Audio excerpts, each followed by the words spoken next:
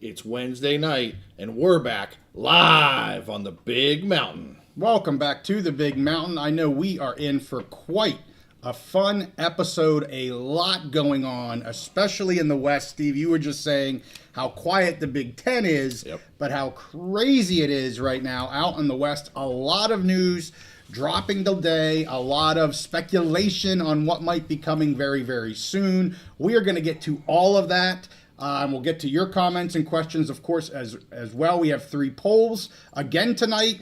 Probably going to continue to do that. Fortunately, our producer's kind enough to put those up, and I like the interaction, and it's fun. Absolutely. So we're going to continue, and I saw Fia had a great one that is not going to be one of the polls, but I do like that idea. We will ask about Sac State, but not the one that you asked about where they're going to be in 2026. But yes, I'm going to be talking about that. We won't have a poll, but we will be talking about that. I want to give a shout out to just a few people. We have a lot of our normal dwellers on. Appreciate that. I see Dan from sunny old England is with us again. Always great to have someone from across the pond, as they say. And then also I saw something from GBR, Go Big Red. It said, where was it at? It said, here it is. He grew up in Laramie. Oh. So he's a big Pokes fan. He now lives in Lincoln and is a big Husker fan, a.k.a. Go Big Red. But this is his channel, man, the Pokes and the Huskers. Holy cow. The man's from Laradise. Maybe he said that before, and I just did not know that. So that is awesome. And everyone else, thank you guys for joining. I'm not going to do a shout-out to everyone because I see we have a lot of people in, which is fantastic. And, of course, as you know, we start with some Big Ten news. I'm really interested in this discussion. This Wisconsin lawsuit over against Miami. You know, Steve's going to kind of head that up, and then we're going to have some comments and questions and opinions and thoughts about all of that. And then, of course, we're going to get into the news that dropped today with the ASUN and the WAC, and really the, what would you call that? UAC, the United now. I'm going to have a poll out about that. Of course, Sac State. We know now that the D1 Council is denying their waiver. You know, last week, obviously, we talked about the Football Oversight Committee recommending the denial. So we're going to talk about that. And then, of course, we have to talk about, at the end, Texas State and the Pac. And other things with the Pac. Because I have been a busy little beaver. I guess an Oregon State beaver on X. And my goodness, I've been posting a whole bunch. People wonder if I'm working. And I promise I'm working because I have a job. I have to work. But man, there's this. It's hot and heavy. I got to stay on it. Hey, beavers can get through a lot of wood, so I am chewing on the wood right now. I'm getting those teeth. I don't know. Sharpened, whatever. Let's wore down. Yes. So here we go. What was I going to say? Oh, we don't have our Dweller Brew. It did not arrive yet. We're hoping to get a Wazoo Dweller Brew, but anyway. It's been like 97 degrees every day, so I'm focusing on hydrating today. Yes, I'm back to my brews. A light brew since it's so warm. But let's get into it, man. Let's get into Wisconsin versus Miami. And take it away, Steve. What do we got? Yeah, so it's been kind of slow news in the Big Ten. And this isn't necessarily breaking news, as everyone knows. This came out. This is a story that everyone's been following. Came out last week. I'm going to start with an article from Ross Dellinger published on the 20th, because for us, he is the reporter of record when it comes to significant college football happenings. So, as Ross writes on June 20th, in a landmark moment in college athletics, one university has filed suit against another for the poaching of a college football player under contract. The University of Wisconsin and its NIL collective jointly filed a complaint in state court on Friday against the University of Miami over alleged tortious interference. That's always a word that gives me trouble. Tortious interference. I want to say torturous. Yeah, me too. It's kind of... Good job. Yeah. So, according to documents obtained by Yahoo Sports. So, Ross is calling it a first of its kind and perhaps a precedent-setting move, which I agree. Wisconsin is seeking unspecified financial damages and a declaratory judgment, deeming UM's actions as wrongful for interfering with a binding revenue share contract between the University of Wisconsin and Xavier Lucas, a former defensive back who left the program in January to compete at Miami. It was a groundbreaking decision in which Lucas transferred without even entering the portal. So that it called into question even the validity of the portal. Yeah. So again, why this could be a big precedent-setting move. Yeah. And he signed a contract, and he had already signed a contract with the Badgers and their collective. The lawsuit details what transpired in the winter among these parties: Wisconsin, Miami, and Lucas. Wisconsin claims that Miami communicated with Lucas knowingly, inducing him, despite knowing that he had already entered into a contract with their school, something it terms as intentional interference that was not justified or privileged and caused Lucas to breach his contract. It's worth pointing out here, the university is not bringing any legal action against Lucas. This is just against Miami for causing him, their interference causing him to breach the contract. Right. Miami interfered. So this is their statement in here in the suit. Miami interfered with UW-Madison's relationship with student athlete A, which is Lucas, by making impermissible contact with him and engaging in tampering. So right there, they're putting out there tampering. Right. Hugely important word. Wisconsin did release a statement to Yahoo Sports on Friday saying that it had reluctantly filed a suit and it is committed to ensuring integrity and fundamental fairness in the evolving landscape of college athletics. It is also very important to note that the Big Ten is publicly supporting the suit against Miami. There's some speculation that if it comes to it, they may even get involved financially supporting this suit. And the Big Ten statement is, we stand by our position that respecting and enforcing the contractual obligations is essential to maintaining a level playing field. In addition to our legal action, we will continue to be proactive to protect the interests of our student athletes, our programs, and the broader collegiate athletics community.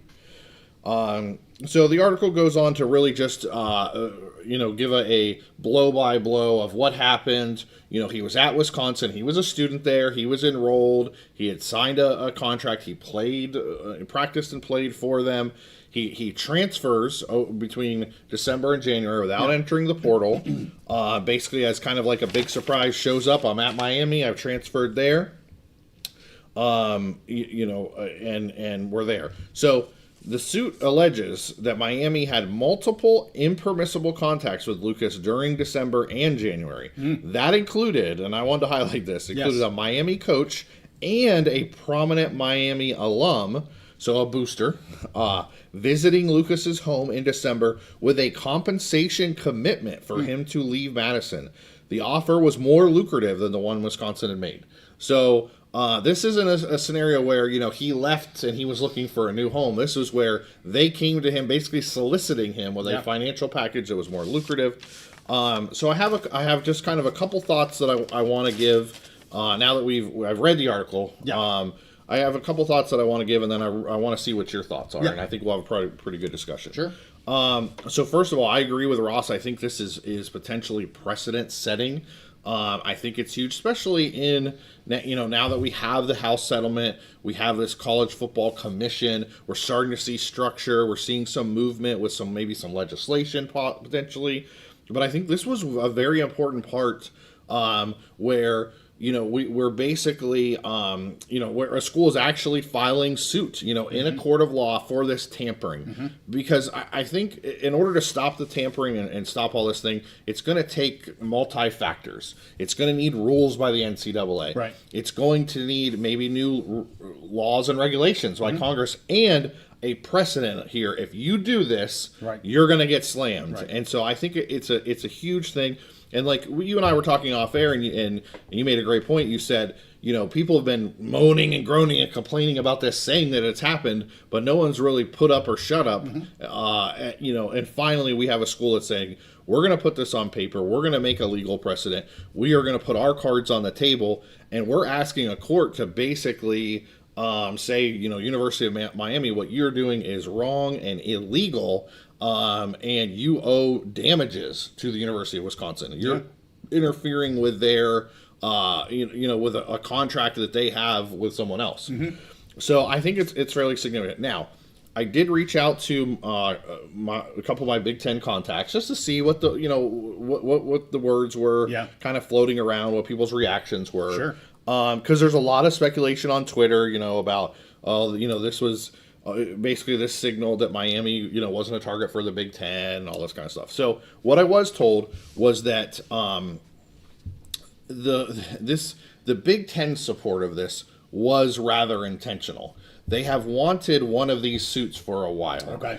A lot of the Big Ten schools feel like there are certain culprits, repeat offenders, that do this often.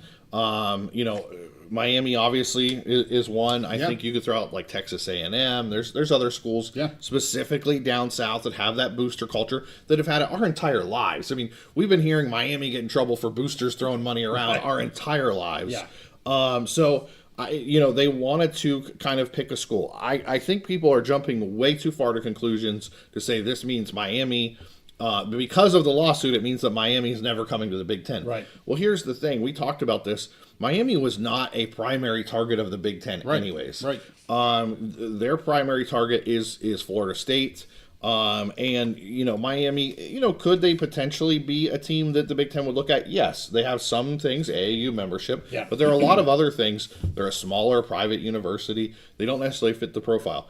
Well, what I was told was that this was intentional because, A, they are one of those repeat offenders, a known offender. Yeah. Okay, but also there is some politics involved. Okay. What I was told of is if this was a prominent SEC program, which there are some cases of prominent SEC programs maybe doing some tampering, that maybe the Big Ten wouldn't be so vocal in its support because they're trying to make nice with the SEC right now. They're trying to, so there is a little bit of that politics involved, but I think that people are jumping way too big of conclusions as far as Big Ten expansion targets. So what do you, that's a lot, put a lot out there. I have some more thoughts, but I'm interested to see what your thoughts are. A couple things. I'm going to start out quoting one of the most famous Americans here over the past decade, that being Lizzo. Oh, okay. It's about damn time. Okay, That's what I have to say about that. It's about damn time we have one of these. And I don't care who it is against who it is. As you said, there's different cultures around conferences, around regions, however you want to put that. It doesn't matter. But to your point of the Big Ten has a culture of doing things one way, dare I say maybe more above board, and having... and that doesn't mean you're not saying the Big Ten's never participated in this. I'm broad brushing. Broad brushing. I'm very broad brushing. I mean, I guarantee you we're going to have a commenter that says, oh, remember when you da-da-da. Fine. Broad brush. Yeah. And there's a broad brush culture of other shenanigans. I mean, you brought it up, and we all know Miami's been kind of in the news, or at least under the table South doing dealings. Florida, And Texas, certain areas. everybody knows it. So again, the culture differences, and that speaks to why the Big Ten is being vocal against maybe someone else that the culture's different. Yes. But again, it's about damn time. We have, and not only, you mentioned you've got to have the enforcement of it.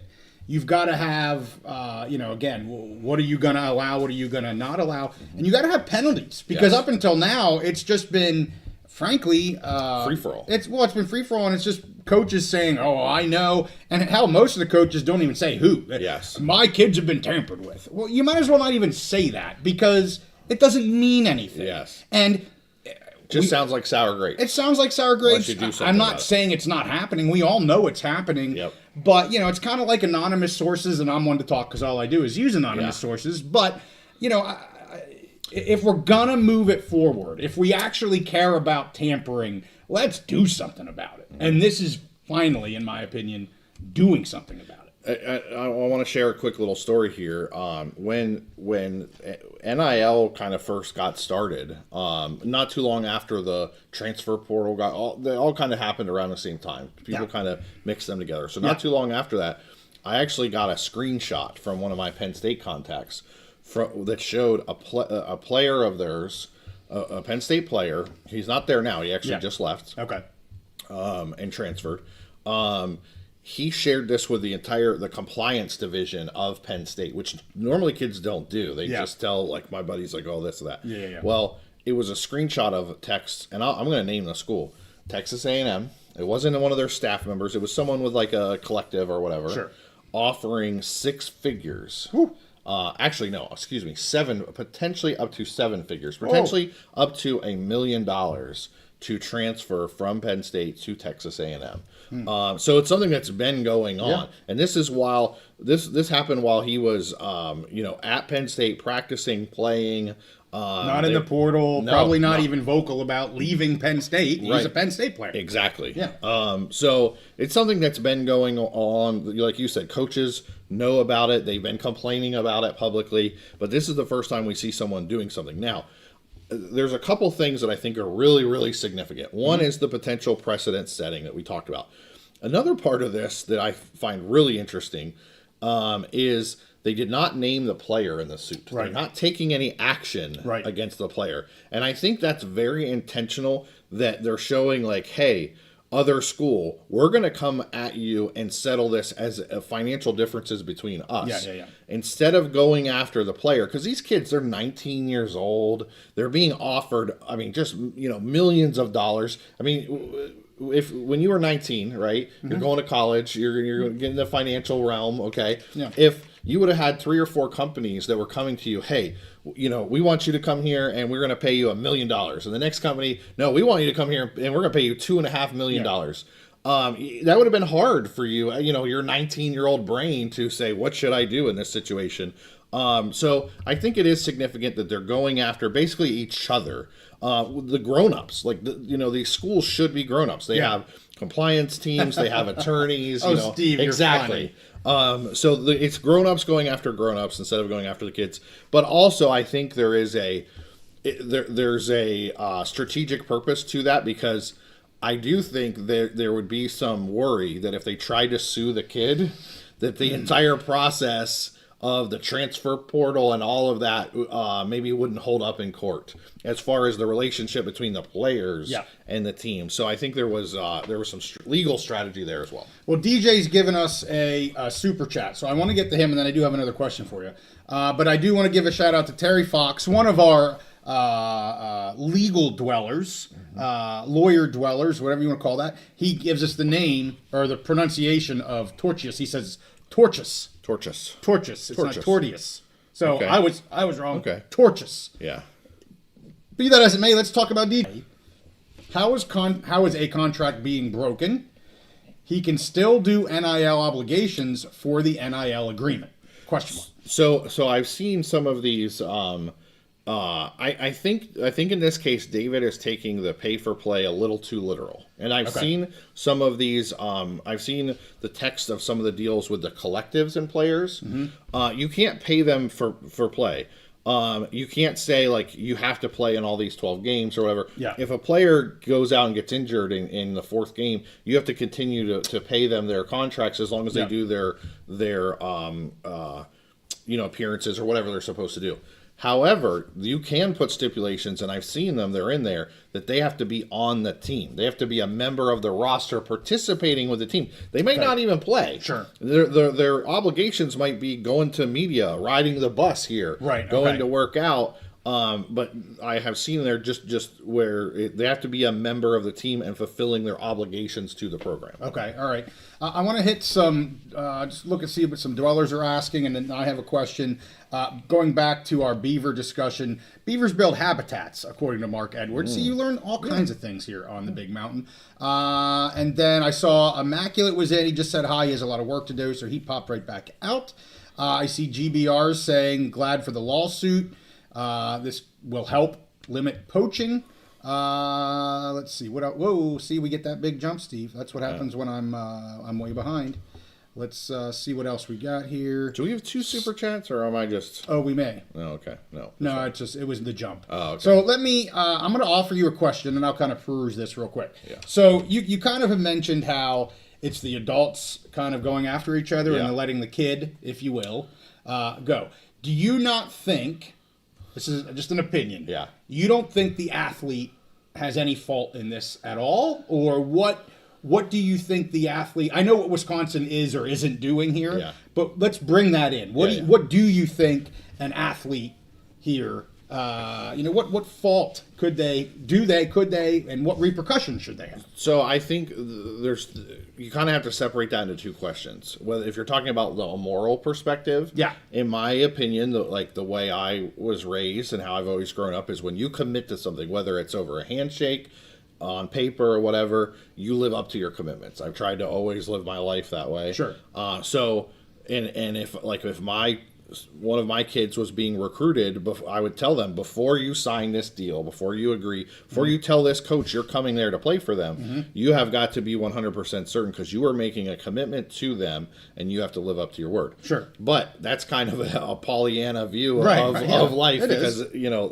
That's just not how things happen. So the on the other side of that is what could be the potential legal ramifications. And that was maybe more of what I was asking. Yes. And so I think if this was just the collective suing the player, I think maybe they might have something like, okay, hey, you didn't perform these 4 appearances in Madison, Wisconsin for us, whatever. But because the school is getting involved, I think that there's way too much risk if the school tried to go after the player. This would go potentially, through federal court and say, well, you can't put any restrictions on the player. These restrictions are illegal. They are a breach of antitrust, laws, and that would just be another massive setback for them. So I think it's right now, because we don't have that legislation that puts it on paper, that codifies these restrictions, and we don't have an antitrust exemption for the NCAA or the schools or any of the organizations. Okay. I think it's just too dangerous right now legally for the schools to go after the players. Okay, and I think that makes sense. Terry agrees. He says the player didn't do anything wrong. It depends on legally moral. I'm going more towards the legal aspect of it. But, I mean, ethics, we all have different moral, ethical standards, and you can draw the line wherever you guys like. And I don't really want to go down that route because, again, that's up to each individual. I think legally, from did he legally do anything wrong? You're basically saying where we are right now with the antitrust and the, he's an employee, or he's not an employee, but, he's open to doing that. I think that's probably where Terry's coming from as well. Especially and it's important to make this stipulation, with the school being involved in the suit. Yes. If this was a collective or a, let's say Tesla was paying USC players to make appearances in Teslas, then and the kid transferred to Oklahoma, and Tesla's like, I didn't want you to be in Oklahoma, I want you to be in SoCal, they could have if it was just the company or a collective for breach of contract. But I think with the school being involved, it's just too risky of a legal move. Well, I'm happy that we have a lawsuit. I think it's about damn time that we finally have one of these. Put up. Don't shut up, and put up, and finally somebody is. And maybe this is the beginning of a lot, or maybe this is going to be a one-off. We're going to have to wait and see. I don't know. And there was an and, but I don't remember. Well, and I mean, if we get into a situation where suddenly Miami has to, it gets declared in a court of law that they tampered, and now they have to pay money to, even if it's $1 million or so, it's not a huge amount of money, but the precedent of saying you tampered, a judge saying you tampered illegally, because then honestly the NCAA could use that as hey, we have a court of law saying you tampered, and put ramifications on them. It's just, there's a whole lot of doors that could open. Right. If we're done with that conversation, I did see one question pop up that I wanted to... Yeah, there's a couple things I want to hit as well. I just wanted to say thank you for talking about the connection, or not much of a connection, between this and future realignment. Right. Everything you said, I am in complete agreement.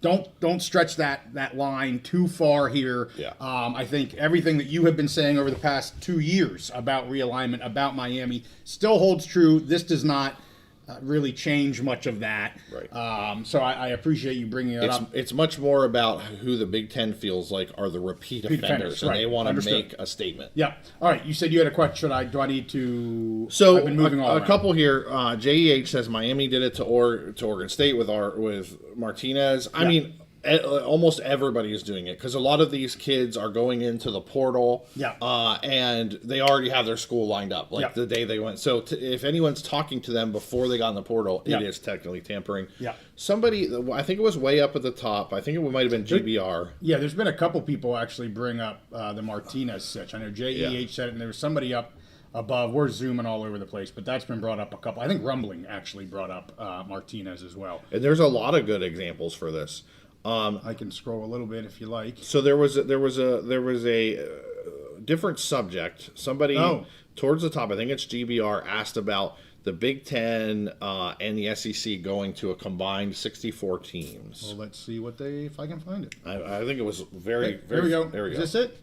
No, I think it was ACC. Almost at the total top. Like if you, there we go. DJ? Oh, that was DJ. Okay.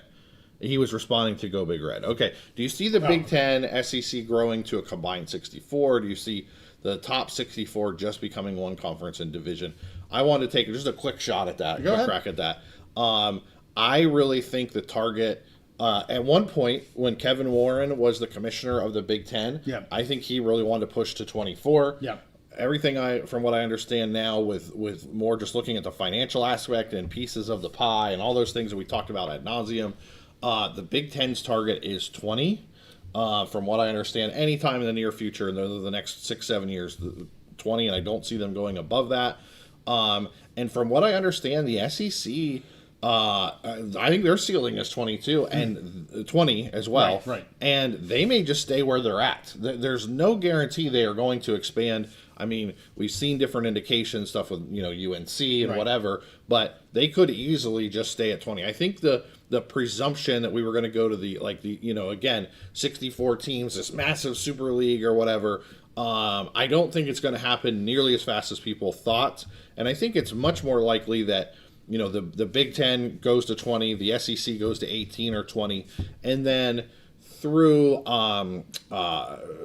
what's going on with governance and all of that stuff, you might start to see more of a separation of people opting in to higher levels and more of a separation that way, not a formal Super League. Right. That's my opinion. Yeah. I might be totally wrong, but from what I understand, the Big Ten is definitely not looking to go past 20. And really, in order to get to 20, they are going to be very picky on the teams that make financial sense to add a big enough piece of the pie. Yeah, I want to talk real quick. There was a comment, I think it was, who was it? Atomic Skull. We've got Atomic Skull. I know some people are glad we don't yet have Love Muscle because he gets people riled up. But he may be joining us eventually. But Atomic Skull says, does JY get a shirt as part of the interview agreement? Or does he have a full closet of West G6 t-shirts that he breaks them out as needed? Well, first off, gotta tell everybody, if you didn't already see, we had UNM, the Lobos director of athletics, Lovo. That's a tongue twister. You got to be careful. Lovo. But he came on and was able to talk to him for about a 30-minute interview that dropped today. We talk about the Lobos, but we also talk a little bit about the Mountain West. At the end of that episode, I asked him a few things about the Mountain West, and he's actually a pretty big fan of our show. I talked to him before we went on the live or recorded the episode, and he had a lot of nice things to say about the show. So a shout out to AD Lovo. He may be attending the media days, so we may be able to meet. He's not sure yet, but certainly if he's there, we'll give him some of our TBM swag. Got to hook him up. But the answer to the question is, JY has a full closet of Mountain West shirts and others. I have 4. I will say I did get the Texas State shirts from my good friend Dan Coryell, the AD down there in Texas State. Those were shipped to me. But all my other shirts is I have a closet, and thank you Atomic Skull, because I could parlay his comment into my shirt into my AD Lovo discussion. Yeah, but if I remember correctly, you didn't wear your Lovo I shirt did not. when you were talking to Mr. Lovo. JEH, I think he sent us both shirts before. That's right. Not bought Beaver our shirts. Beaver shirts are from Thank you. Yes, shout out JEH. Our Built Not Bought shirts. And I had to take a little bit of credit for your stock of awesome shirts. Go ahead. I introduced you to Home Field Apparel. Yes. Fantastic website. I've been starting to build like my Big Ten and other collection. I actually have a Seminole shirt on today. I had a Minnesota Golden Gophers shirt on recently. Indiana shirt, all from Home Field. We're not sponsored by them. We're not big enough to be sponsored by them. But their stuff is awesome. Good stuff. The old retro stuff. Yeah. Well, you're Home Field. I'm Home Field. This is Home Field. Yeah, same thing. Anyway, Home Field's got good stuff. I want to give a shout out to Ezekiel. Check this out, Ezekiel. I'm sorry. We did have a note from our. I'll get to that in a minute. Okay, I want to give a shout out to Ezekiel. Damn it. Long-time dweller Ezekiel Boise State fan, and a professor at Texas State. I mean, it doesn't get much more dweller than that. Just like Go Big Red, you know, the Pokes to the Huskers. Now we got a dweller that's a BSU fan and a professor at Texas State. Was Ezekiel one that you met up with when you were down I there? did not meet Ezekiel, no. Next But trip. awesome that he's here. Okay, I know. I saw you. I shut you up. We're going to go down. We got a super chat from JEH. We're just talking about JEH. What do you say? We need a name for this comment section of THM. How about the jungle? Oh. Is that TBM? I think, yeah, it means TBM. That's okay. Yeah. So I watched the... We like to, as I said to Lovo, he knew. As I said, he's a fan. Yes. So he brought out dwellers real quick. Yeah. He knows about our dwellers. Yes. So JEH is picking up on that. Yes. Go ahead. I was going to say, I watched the Cover 3 podcast. We talked about this before. I listened to Cover 3 podcasts. I watched them on YouTube. They call their fans, they call it the tailgate section. Okay. And the fans, they get in there early trying to put their comments in and whatever. And so by the time they start the show, they're already drinking their brews. It's a pretty cool experience. So I think our dwellers, before we even started tonight, we had like 20 people in there. They were ready to rocking go. and rolling. So They were ready to go. I think that our dwellers, they can stand up to any crew. Any audience. Well, I know we have a big episode tonight. We're just through one of our 4 topics. I'm well ahead in terms of the graphic. So instead of refilling the beer on the graphic, JY's gonna refill the beer. I love that person. noise. Like that could be a commercial there. Thank you. All right. So anyway, back to where we were. I know we're up to 120 plus people, which is fantastic. Shout out to the 2 super chats here. JEH and DJ, some of our most awesome dwellers. And I can tell you, unfortunately, everyone, we will not be able to get to all of the comments in the jungle because we got a lot to talk about. Yeah. And there's a lot of people commenting, which is fantastic. And please keep at it. Have fun with each other. Be respectful. Hopefully, if Love Muscle joins, he'll make us laugh appropriately. Love Muscle, we love your energy, but we just got to keep it PG-13, okay? Right. PG-13. That's right. All right. Oh, here we go. Ralph is, he's given us some others. The Draw, the Canyon, Snowpack to go with the Big Mountain. There's all kinds of different ideas. We'll have to give that the Dweller Cellar, says Sir City Bill. We might have found one. Cellar. I like to keep cold beer in the cellar. There we go. And there, JEH gives approval. He says, I like it, Sir City Bill. He likes it. Cellar. So, the cellar. I see a lot of people liking. There it is. The beer cellar. Yeah. That's when I reach down below and refill my beer. Like it. The cellar's the comments. The beer cellar's below the table. All right, we got to keep moving on. I get off on tangents. All right, let's go to some big news today. Coming out of the West-ish. The ASUN, the WAC. The WAC's really not really in the West anymore. It's in Texas and Utah. Not even in Utah anymore. Hey, anything west of the Mississippi. Okay. Well, I want to go back, talk a little bit about what happened here this morning. I woke up to some information. I got my DMs opened and I went, ooh, stuff be happening. Mm-hmm. So I threw out a couple X's. I think I have my first one here that I just said, hey, peeps, for those that follow me on X. And when I can do this, I try to do this. Some days I can really be pretty active. Other days, you just can't. It's called life. Mm-hmm. But anyway, I threw out one and just said, hey, heads up, keep your eyes open. Some FCS realignment, could be happening here pretty soon. Whether it's today or tomorrow, it's going to happen here pretty quick. So that was kind of my first one. And then shortly, I think that was at like maybe 9-ish o'clock, 9 a.m. Eastern time.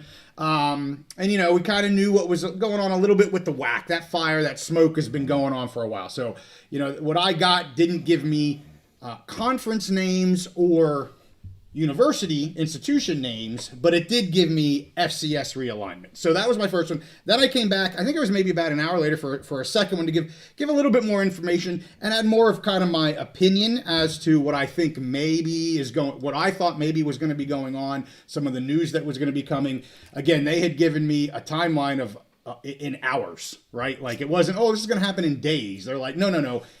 Hours. Which to me meant today or tomorrow, right? Like when I get an hour timeline, that's going to be pretty quick. So of course, I kind of went back over what everything we've talked about. I've done multiple WAC episodes. We've talked about the Big West. We've talked about the Big Sky. We've known the 2 Utah schools that are in the WAC.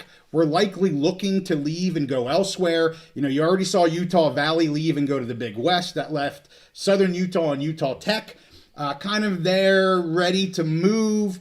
I put 2 and 2 together and said, hey, Sac State just left the Big Sky. Would probably make a lot of sense if at least one of them, and I was not given names of institutions, just assuming that probably could be a backfill for at least one of those schools. And I don't know if I said this before, but I was always told that Utah Valley wanted to move with the Utah schools. They wanted to stay together. 100% wanted to stay together.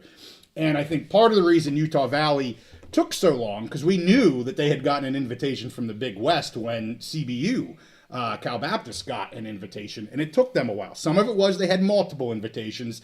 I think a lot of it was they were really trying to take their 2 partners in Utah to go with them. Yeah. It did not work out. So I just, again, put this out there. I don't remember the timestamp. That was probably about an hour-ish later, so maybe around 10 a.m. Well, then, a good friend of the show, Ross Dellinger, corroborates and fills in the details. Reporter of record for college Reporter of football. record, one of the few that we trust, him and Amanda. And I'm actually going to be talking about Amanda here in a little bit too. But anyway, Ross puts out, I think it was around 12:30, give or take. So a few hours, after I was kind of, blowing the horn, like, pay attention, people. He comes out and he says the WAC and the ASUN is going to be forming an alliance here where the 5 football playing members of the ASUN are going to be moving into the WAC, although it's going to be called, so I'll get into the details of this, going to be moving into the WAC. And what I was told and what I had in my one tweet was that this is going to be like landscape changing. Mm-hmm. Like this isn't just a onesie twosie schools moving to a conference. Literally what I was told this morning change the landscape of FCS realignment. Well, guess what? What Ross is filling in the blanks is changing the landscape of Western FCS football. So the details here, and I don't have a clip of all of Ross's reporting. I'll read what he has to say here. But again, the 5 ASUN football members are going to be going to the WAC. But now the WAC is going to be basically taking the name of the United Athletic Conference. So, the WAC is dead. The WAC isn't dead. It's the entity is still there. The entity's still there, but they've changed the name. Because remember that the United was just the football members of the ASUN, and it was the partnership for the football members of the ASUN and the WAC. They created a football league. Well, they're going to be taking on that United name now. So those members are Tarleton State, Abilene Christian, UT Arlington. Those are the 3 that remained in the WAC, the last kind of 3 survivors, with Eastern Kentucky, North Alabama, Austin P, Central Arkansas, and West Georgia. The Big Sky now takes the 2 Utah schools. So again, I wasn't sure if it was going to be 1 or 2. Ends up being both of them. Not at all surprised that they're together. They wanted, all 3 of them wanted to be together. But the Big Sky's taking 2 of them. Of course, one of them is a backfill for Sac State. Again, not a surprise. The Big Sky now has 11 members. The ASUN will have the non-football members that they have had in the past. That is 7. They're like-minded. They're basketball schools. Makes a little bit more sense. But moving forward, the ASUN and the UAC, formerly the WAC, they're going to remain separate entities. They're going to have their own championships. They have their own ACC tourney AQs, which is really important. That's huge, yeah. Really important. Maintaining two different AQs. Yeah. Which is why it never made sense to let the WAC die. At the very least, you're getting a freaking AQ. Yes. Like, maintain that. Yep. Now, I will say there's some unification, apparently, of the media deal, the media package, as well as a scheduling agreement, for the Olympic sports and all that kind of stuff. So alliance is the perfect word here. They're going to be working together in some ways, but they are 2 totally separate conferences, and we're seeing this more and more. We saw this just a few months ago, with that partnership, to the north. We're kind of having the same type of deal here. The Utah schools were known to be leaving. They're now gone, but the WAC in a different name survives, right? Sort of. Yeah, they're kind of dead. I want to throw up a poll, our first poll, and then I'll let you talk, Steve. Yeah. First poll: are you surprised? And I said that the WAC survived. Kind of survived. Are we surprised that? Let's just say that this kind of happened. Like, let's just assume that they're not renaming the conference the Unite and it's still the WAC. Are we surprised that happened, or do we just think? I always thought that. Once the Utah schools left, maybe just the 3 members were just going to join the ASUN, and it was just going to be one big conference at that point. It's just 3 more members. So they've kind of done it to keep the best of both worlds for the AQ. So, poll here, are you surprised by kind of what happened? Yes, no, maybe so. Let us know your thoughts. Steve, what do you think? Yeah, so if I was voting, I would say somewhat, I would definitely say like at least a little bit surprised. Yeah. Because I've described before the WAC as a zombie conference, basically just, dead man walking kind of thing. But the decision makers really were smart in this, the way they did this, because they're realigning, they are changing the landscape, they're aligning in a very intelligent way, while also keeping those 2 auto bids to the NCAA tournament, which is a huge value, in revenue. So I think I'm a little surprised, but it was a smart thing that they did. Now, as far as the WAC and do they still exist, as an old Navy guy, okay. I'll give you kind of an adage that we talk about in the Navy: old wooden ships. Okay, you start with a ship and it's made of wood, and there was always this question of, as you replace pieces of wood on that ship, and maybe the ship is 100 years old and we still call it the same, but at one point, as you replace boards on the ship, is it still the same ship? Do you have to get 100% of all new wood, and it's not the same ship anymore? So the WAC, it doesn't have the name anymore. It doesn't have any of the members that it had 10 years ago. So is it really still the WAC anymore? Yeah, it stayed along as an entity because it had that one thing of value, which was it's a conference recognized by the NCAA, and it gets an auto bid to the tournament. So to me, at this point, it's finally dead, but the decision makers there were able to find a way to keep a little piece of the corpse to give them some value. So Randall's comment really probably should have been a little bit more the way I asked the question, but he says that, been waiting patiently for the WAC announcement, was very pleasantly surprised with the new UAC. And I get that was probably the better question. Are you surprised, kind of with the new rebranded UAC old WAC type of thing? That's probably the better way to ask the question. But yes, and I would completely agree with your comment, Randall. I was, again, waiting somewhat patiently. I really didn't know which way this was going to go. I will say a friend of the show, KC Smurthwaite, has been on top of this WAC stuff better than anyone else. So if you're not following KC and you're a fan of the WAC or the new UAC, he follows that really, really closely. He's had some great write-ups on Hero Sports, and he's been on top of this stuff. And even he wasn't sure what was going to happen with the WAC. So yeah, really interesting to see what happened here. Well, and FIA asks, is this whole partnership just to keep the auto bids in basketball?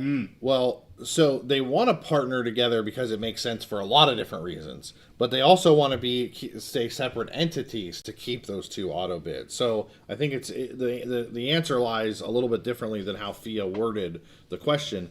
I also want to say, so I was following you on Twitter today, and you were putting a firestorm. I was like, well, I know when JY, he has his bathroom breaks because he starts firing up X. Well, I had multiple meetings today, too. I was multitasking with the best of them. I love it. So I was also following Ross, and I was following Pete Thamel and some other, just to see like what was coming out, and it's amazing the streams of information that comes out, trickles out little by little. But what I want to say is one of them, and I can't remember which, made this great point that we're starting to see a realignment in let's say G6 down through FCS. Yeah. Of, schools are starting to align, use the term like-minded. So if they're like-minded together, they're basketball schools or whatever their priorities are, they're doing that, or they're doing it by geography in some cases, just to save money. And I think it's really smart, and it makes a lot of sense. And era of post-house settlement for them to come together, because many of these conferences were created, 80s, 90s, or whatever. We were in a totally different landscape of college sports, college athletics, and I think they're adjusting, and they're adjusting pretty quickly to the new landscape. And one of them made the point that the power conferences aren't really doing that. The power conferences in Big Ten, for example, are just throwing everything together and not necessarily doing it in an intentional way like that. Not necessarily. Big Ten, they have their AAU schools, but they're becoming these huge monstrosities. Whereas the smaller schools, the smaller conferences, are starting to make smart decisions on how can we pool our resources more efficiently and more intentionally to support the goals of our member institutions. And I think that's really good. I mean, whether you're a fan of the WAC and you want to see it continue, I think the decisions they're making are smart for their schools. So let's go ahead and close the poll. We'll see what our dwellers have to say in the cellar. And I want to say there was a comment I wanted to bring up. Somebody asked about Tarleton. We need to get cellar dweller T-shirts made. We need beer casks or beer barrels over the side. There you go. People say we need more behind us. Maybe we get some kegs or something. I like it. We could put stickers on. I like it. Put some of our stickers. People can send us their team stickers. I don't know. I'm in. We'll get more sticks.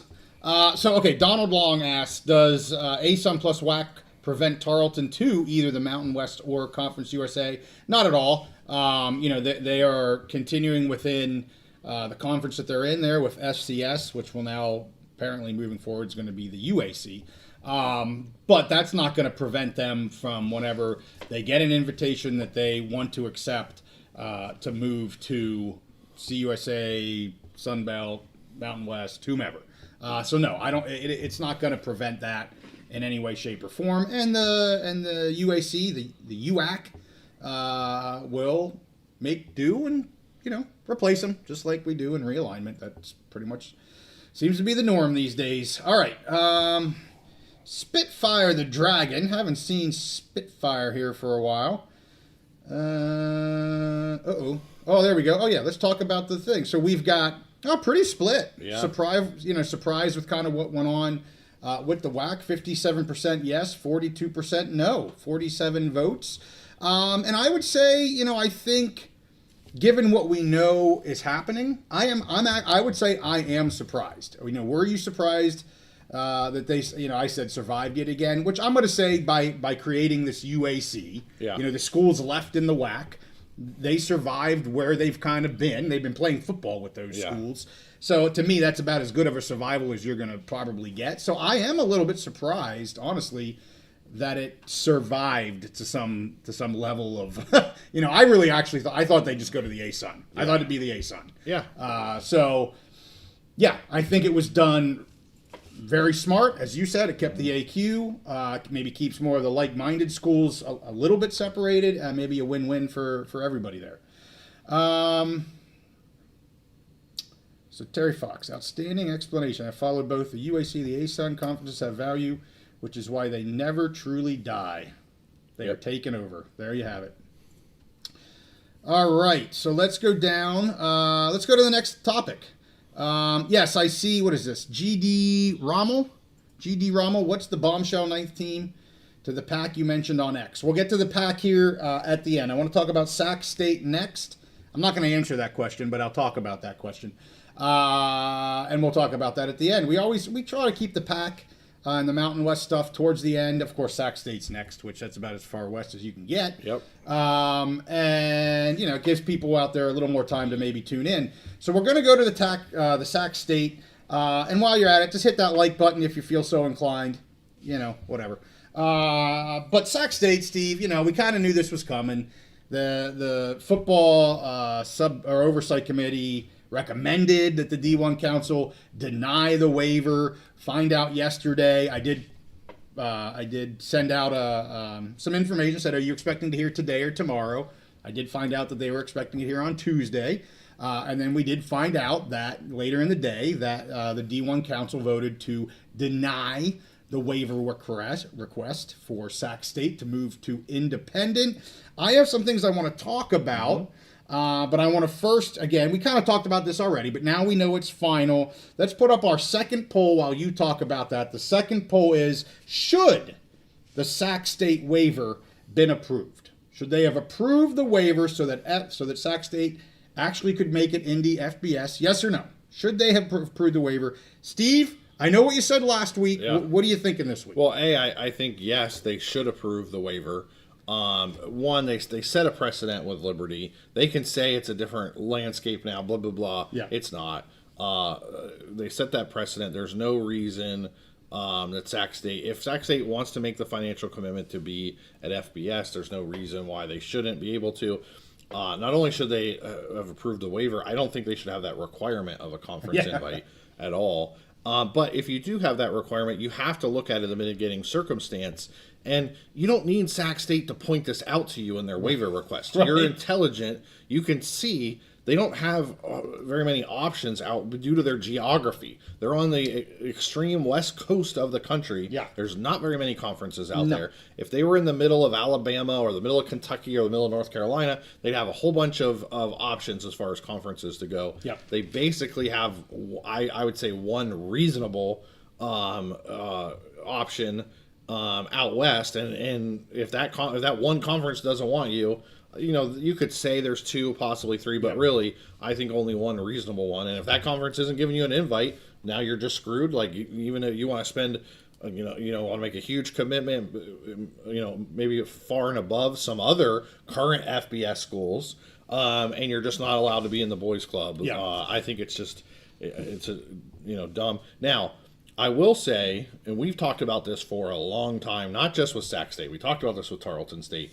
About the possibility of kind of a concerted effort by FBS schools to keep FCS schools from moving up, that they feel like there's already enough. And we said maybe, there was speculation, maybe that was due to the House settlement. They didn't want, new people to upset the apple cart. Well, now we have the House settlement.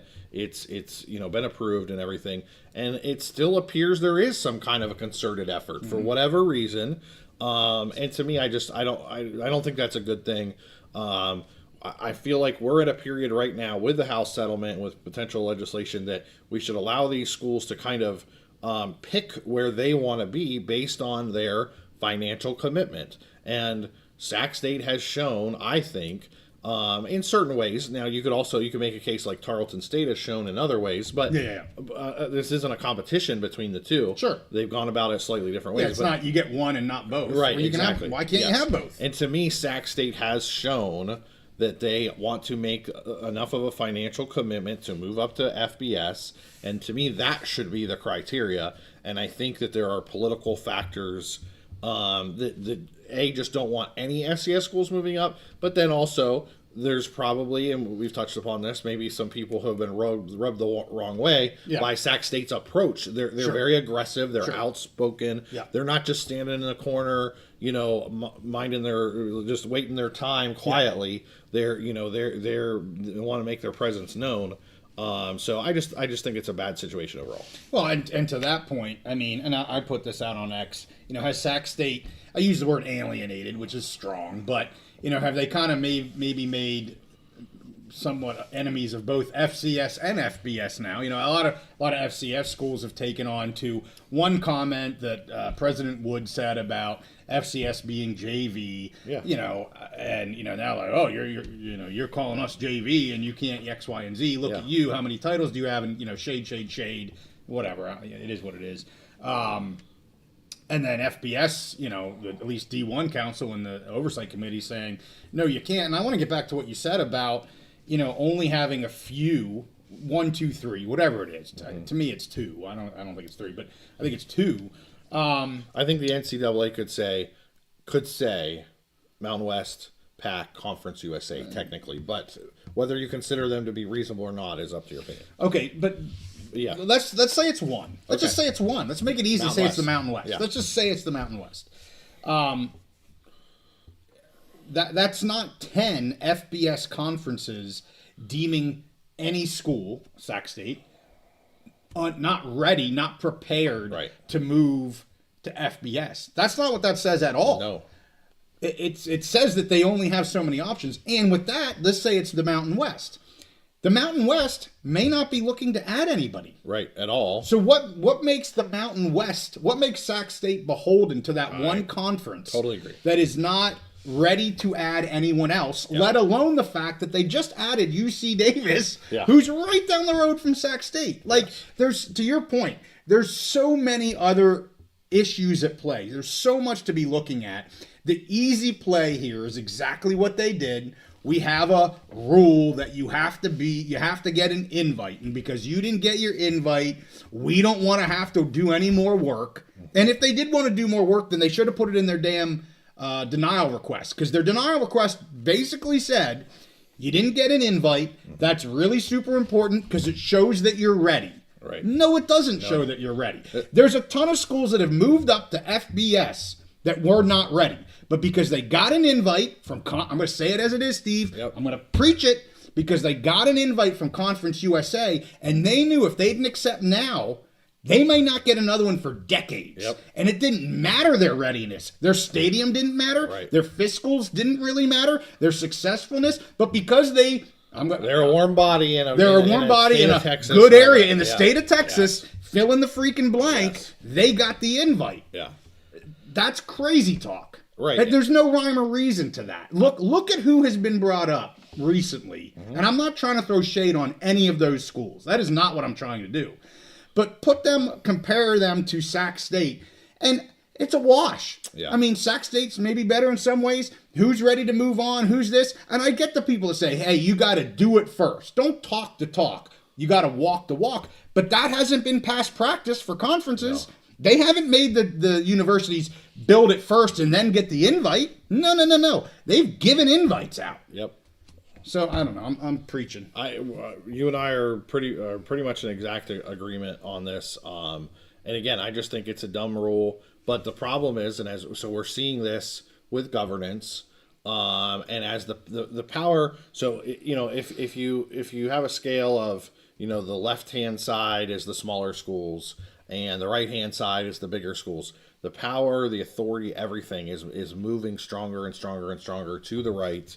Towards the bigger schools, and they're trying to keep the smaller schools out of their club. Yeah. And I think it's a dumb way to operate. So let's close the poll. We'll see what people think. See if we get another one that's close to 50-50. And I'll talk about what they've kind of said here over the last 24 hours since they were kind of close. We got about a 60-40 split. They should be able to move, says about 60%, and 40% they are not ready to move to FBS. So, yeah, maybe a little closer than I expected, but I understand both sides of it. I really do. My issue isn't with their readiness necessarily, because I can understand the readiness aspect. Right. My issue is with what the Oversight Committee and the D1 Council said, their criteria that they're using. Yes. And if there's more to that, then say that. But that's not what they said. The criteria should be, what level of financial commitment you have. Metrics. It should be metrics that you can measure, not just an arbitrary thing like, did you get invited to a conference? Right. It does not make sense. So a couple things that they've come up with here, posted here recently. They have said that they will not be deterred. There's still all systems go. In a statement from President Wood, he says they're still planning on FBS in 2026. He says it is full steam ahead. So I want to throw out a couple things that I know. I should say that I know. I'm pretty darn sure about, and I'll tell you some of these things that are sourced. Number one, litigation's coming up a lot. And I'm going to give a shout out to Amanda Kristovich. She did an article today on Front Office Sports. I did put that out on my X feed. She brought up the potential litigation, antitrust, holding them down from being able to move up. And I don't really want to get into a conversation about that other than to say litigation is a potential next step, a plan B.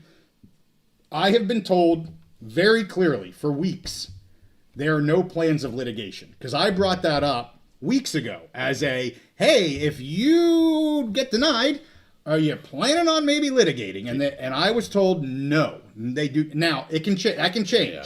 And now that they are denied, is there pro bono lawyers coming in saying, hey, we want to get you in? That can absolutely change. But to my knowledge, from a few weeks ago, they were not interested in any litigation. The biggest problem with litigation, and we already talked about this, and I already said this, is it's a voluntary. The NCAA is a voluntary organization. You can just take your ball and leave at any point. It's not forced upon you. That's the biggest roadblock to any litigation, in my opinion. Yeah.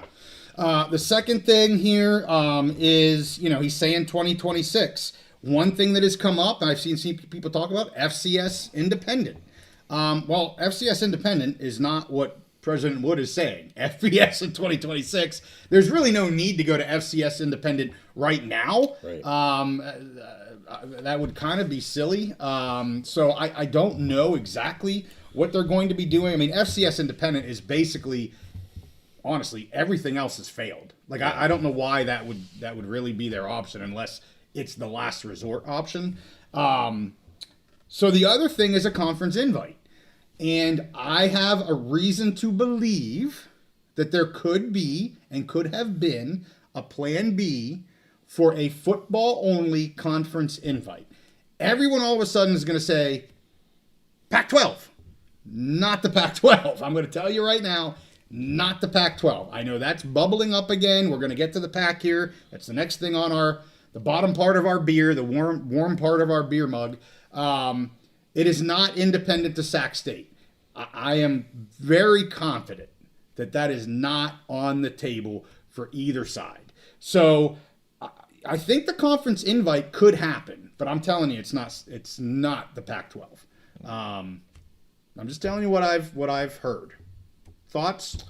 Well, I don't really necessarily have thoughts on what you said. I do have some thoughts on, I've been thinking about what I think they should do based on what their priorities are. Yeah. And for me, I look at Dr. Wood as a man of his word. Like, he said, this is what we're going to do. Mm-hmm. He can't control what the committee votes or D1 votes on, but everything that he can control, and the organization led by his brother, it's been raising money. Yeah. What they said they were going to do, they've done so far. And so they're obviously not afraid of taking bold action. And if he's saying we're going to be FBS 2026 no matter what, mm-hmm. what I think he's alluding to, and what I think that they probably should do, is just start making an FBS schedule. I think there's enough teams out there, with the Mountain West teams, and okay, we're just going to start playing FBS schools, as many as we can. Yep. And basically create, if we can't get a conference invite and they won't allow us in, we're going to basically become a de facto FBS program by playing as many FBS schools as we can.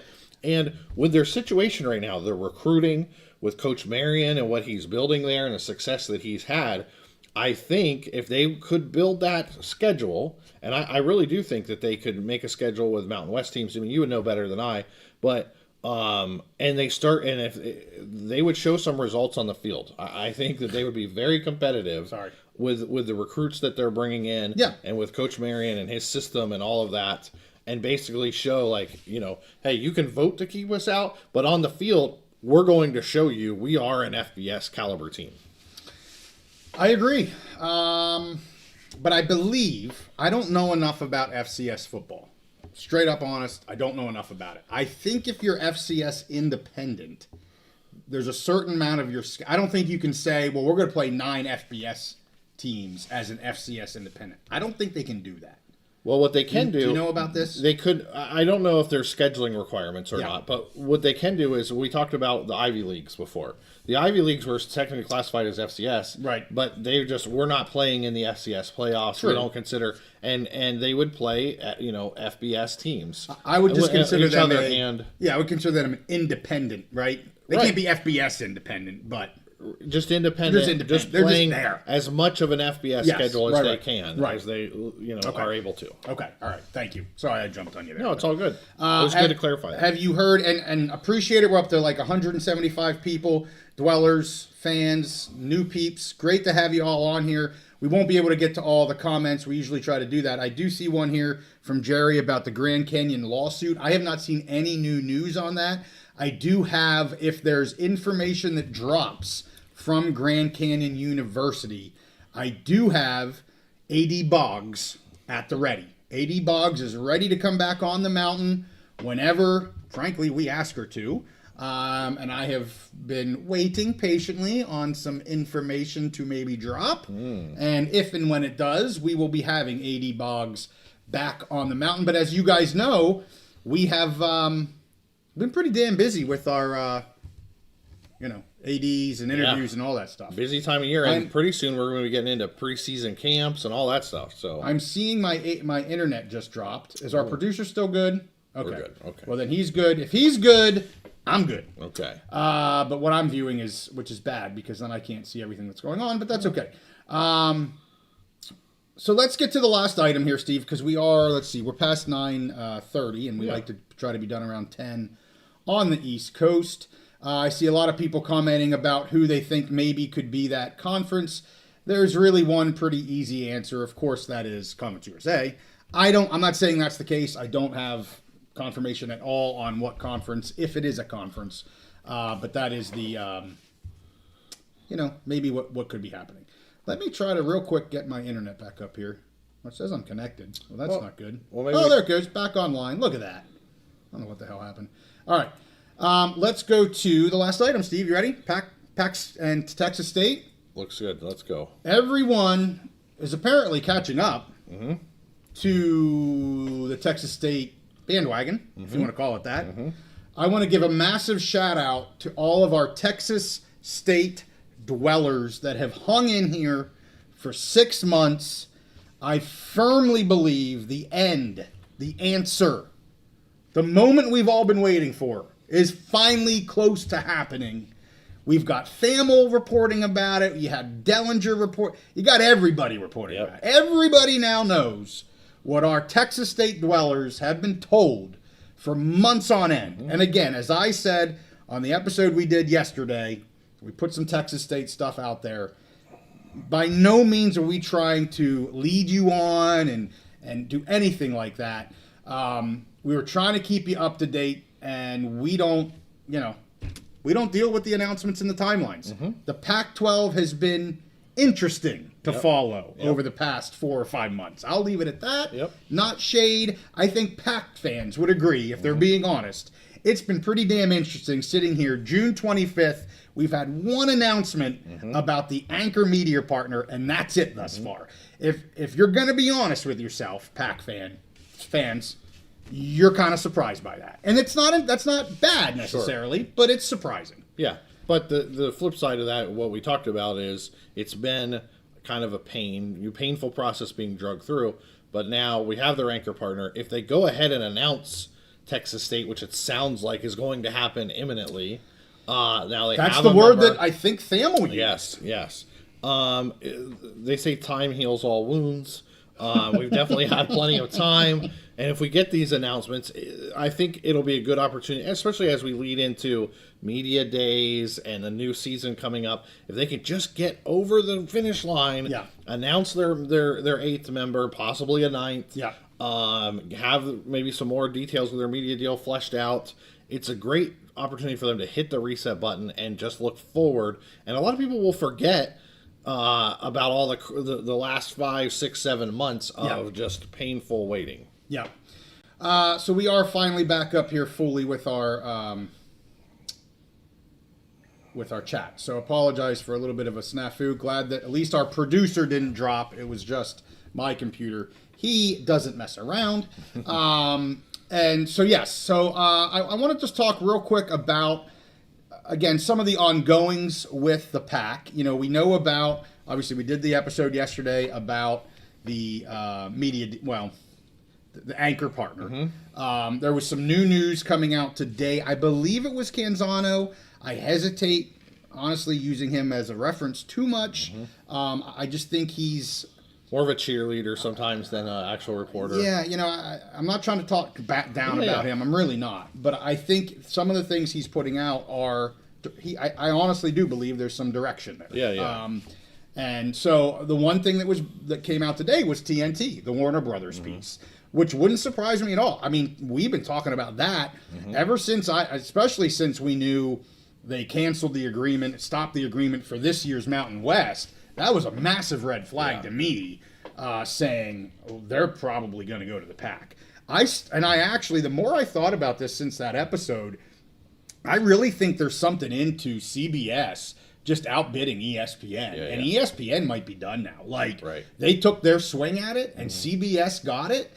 And I'm not saying ESPN is done, but man, I think CBS, I think they maybe, gave ESPN the 1-2 punch, and good on the Pac, because they would have gotten a better deal for it. And so that's really where I think happened. I was thinking after our last episode too, because I made some speculation about Turner and HBO Max, the corporate realignment they're having right now, and maybe that paused, maybe that slowed them down. Yeah. But then I was thinking, as I saw the TNT stuff come out, it does make sense. They really, all of the conferences want an over-the-air partner as kind of their anchor partner, put the big games on. So you got CBS, the actual CBS over-the-air network as your anchor. You got CBS Sports. If you can put together a package that also has Turner, maybe some streaming on HBO Max or something like that, it could really start to look like an attractive package, especially from the exposure point of view, like we're talking about. Get the over-the-air, get the CBS Sports, who we talked about. They do for both the Mountain West. For the Mountain West, they've done a great job of that production value, covering the games before the game, the halftime, the post-game, all of that stuff. They've done a great job, and I'm sure they'll continue to do that with the Mountain West and with the Pac.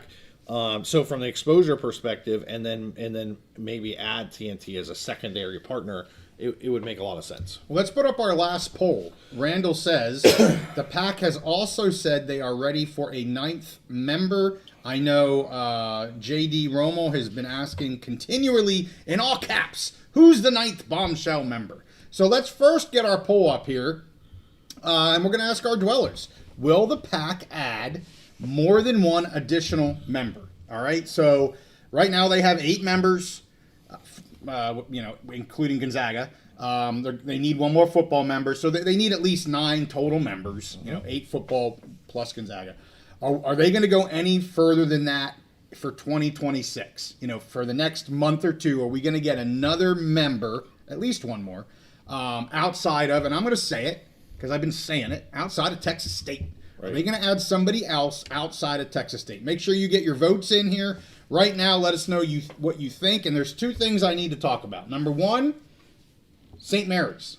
Can I give my answer? Give your answer to that, yeah. I would say I would probably vote no, because I think, especially with the limits you just put on by 2026, I think, to me, it seems like their priority, obviously, you need that 8th member to be a conference. Yeah. They'll get that locked down with Texas State. And to me, a 9th member would have to be something like really surprising, really kind of left field. I can't just see them, if they get Texas State, I can't just see them adding like New Mexico State as a 9th member. It's got to be something that really adds value. And I just don't know if there's anything on the horizon that they could get for the 26th, unless there's a major surprise that happens. More to come. Okay. So St. Mary's, I want to talk about them first, then let's talk about this major surprise. Okay. And there's no bombshell, there's no major surprise. Don't hang on thinking I'm going to break some news tonight. I'm not. But I want to talk about St. Mary's first. Okay. Because if you remember, and I know our dwellers do, I've talked about this several times, I've put it on X several times, I have 2 schools in the locked-in column. I have Texas State, and they have been there for the longest. Mm-hmm. And then St. Mary's came up. Mm-hmm. Now, when I put them in that column, I will say it was from the same source. Mm-hmm. The same source I had Texas State also gave me St. Mary's. And this has been a long time. This has been a while. Yeah. Nobody since then has picked up St. Mary's. Right? Since then, it's been a slow trug. But Texas State has gained ground. Mm-hmm. They've gotten attention to the point where now it's like... Now Pete Thamel is texting Pete Thamel's saying it's imminent. Yes. Right, exactly. So, but St. Mary's, that has not happened at all. Yeah. So either A, things have been super quiet on that front, which absolutely could be, mm-hmm. or B, it just it fell apart. Yeah, it isn't going to happen. And I'm not saying the source was bad, because again, it's the same source that gave me Texas State. They aren't guessing. Trust me, not a guess. Sometimes deals fall apart. And it may have fallen apart, but I have not received any update to that, so I've held to it because no news is good news. Right. So I don't know any more about St. Mary's. Would I be shocked if St. Mary's comes out as a member? No, because I know what I was told and I know what I've been telling our dwellers. But there's been zero updates and there's been zero smoke from anyone else really over the last 4 or 5 months about St. Mary's. And I know the knocks about St. Mary's. They got a small gym, yes and that. Okay, whatever. I think they would be a nice addition to the Pac from a basketball point of view. Which is all about revenue, which is all about shares, tournament shares. Absolutely. They make the tournament. So, but if it doesn't work out, it doesn't work out. So that I just wanted to bring up St. Mary's here real quick because it's a school that I've had on my list pretty high or totally up there, and we haven't talked about. So let's talk about this tweet that I put out on Monday about this bombshell 9th member. So I'm kind of in a catch-22. Part of me says, why the hell did I put this out? And I know I've gotten some people today telling me both sides of it. It's not worth it. And it's just a rumor. And I want to be clear. It's a rumor. This is not sourced information from the person I got the Texas State stuff from. It's not the same thing. Okay. But the rumor that I got, and Steve knows what it is. I've obviously told my co-host everything. It's a rumor, and when you add pieces together, it can make sense.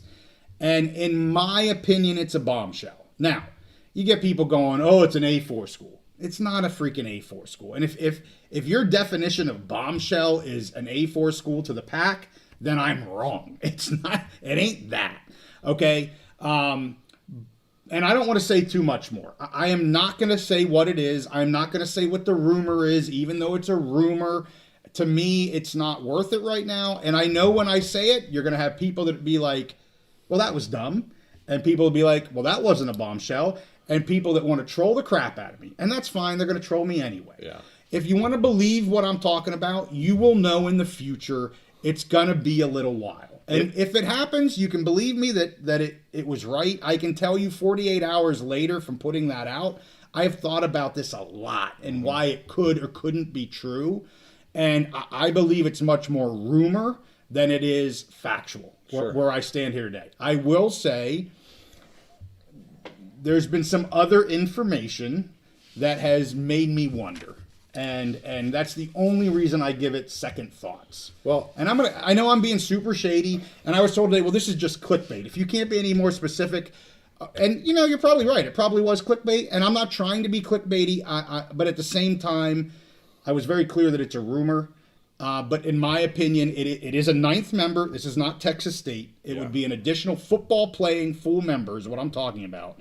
And in my opinion, it's a bombshell. Yeah, if it happens, I would agree that it'd be a bombshell. Now, I think you're handling it the responsible way. It might not be the popular way, but I think you're handling it the responsible way because unlike Texas State, you're not getting this as sourced info. If you name the school just based on a rumor, you're just perpetuating the bullshit. Yeah, that would be clickbait in my opinion. Right, I agree. And there are some accounts out there, YouTube, that are just every week just bombing you with clickbait stuff. And we don't want to do that in this case because it would be a major deal, especially from what we've seen over the last year, 9 months or so. It would be a big deal. So I think you're handling it the responsible way.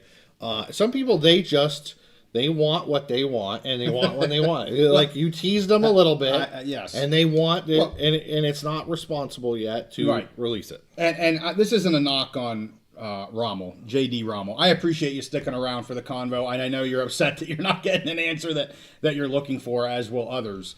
But I would equate this to what happened today, right? I put out a text, a tweet, that said, "Heads up, peeps.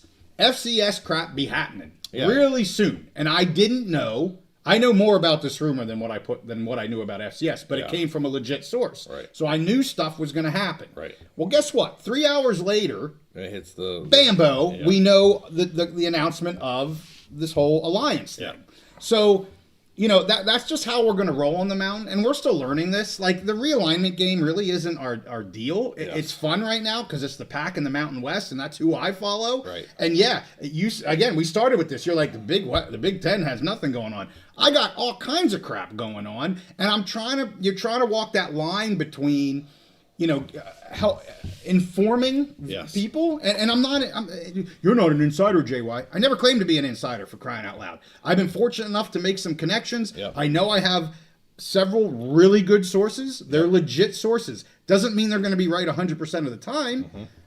You know, I'm guessing come June 30th or July 1st, when Texas State becomes a member of the damn Pac, that might give us a little bit of respect, but if it doesn't, it doesn't. That's not why I'm here. When it happens, we need to go back and post the timestamp of when you did your chart of locked in. All right, but I want to say, but you know, I'm doing this to the dwellers on a live show, because the people watching us right now, for the most part, are our dwellers. They totally know what we do. Yep. They're not the trolls on X, and you gotta kind of separate that crap. And I honestly don't think you need to explain it anymore. I think you're being responsible. I'll just say, real quick, I dealt with some of the same things with the Michigan stuff and the Big Ten. Yes, for sure. It's hard to separate the rumors that are just salacious, from the actual like sourced information, and I've struggled with that as well. And there's some stuff that I've heard, which now that we get closer, it may actually come true, but it was more rumor and speculation.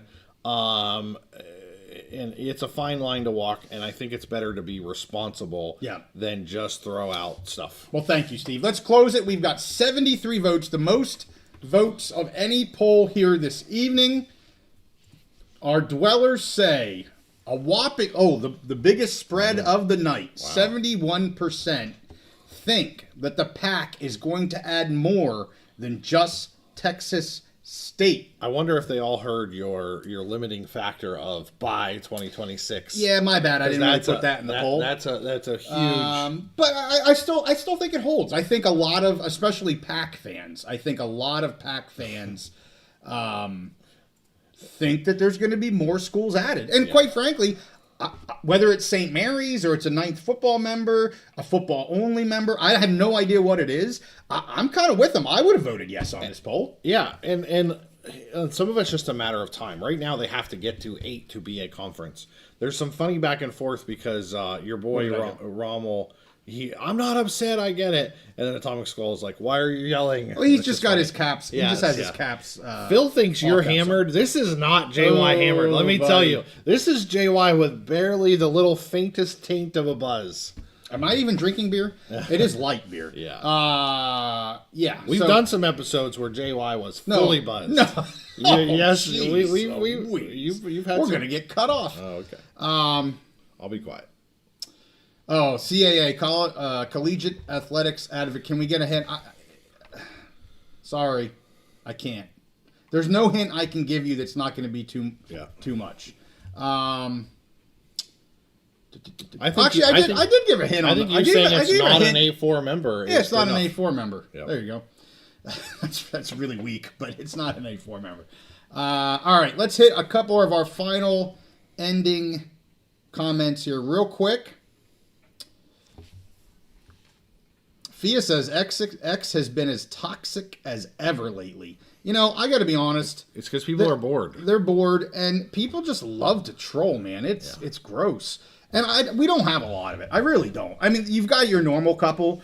And honestly, I had some, I won't call them trolls. I've had some Utah State fans giving me a hard time. Mm-hmm. But I think we're turning them, Steve. Well, I'm turning them on to like... They still don't have to agree with me, but they can at least understand that, like, I'm not dumb. Yeah. Well, and I'm not trolling them. You've turned a corner. There was a period where every now and then I had to text you. You would get it down these holes with Twitter trolls, and I'd be like, buddy, we got to pull yourself back up, come up for air. And you've done a good job at just being patient and educating them, or maybe you just have some of them on mute or whatever. I have a few. I do have a few on mute. But I have taken on to your, just don't engage with that crap. Yeah. And I, for the most part, don't engage with that crap. Today I was going to respond to someone, and I was like, I wanted to say, are you stupid? And then I was like, if I have to ask someone, are you stupid? You then know the maybe answer. Yes, then I'm just not going to engage. All right.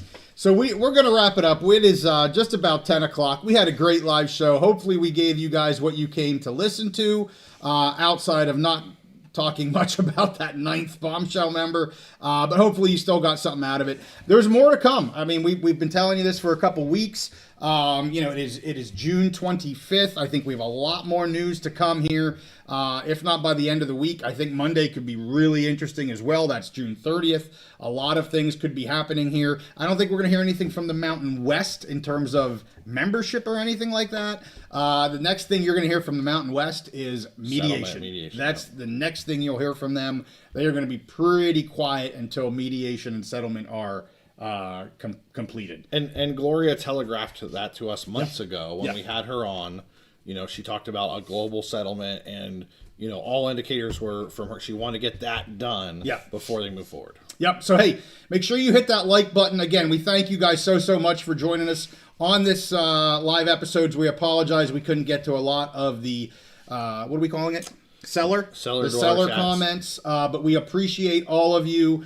And make sure you hit that like button. And if you're new to the channel, you can subscribe. We do everything Mountain West, Pac-12, Big Ten. We're going to be at the media days for the Mountain West here in less than a month, Steve. We got to start preparing for that. Well, I'm ready. I'm excited. I'm super excited. So hey, we have a lot of content coming your way. We'll see you guys next time on the Big Mountain.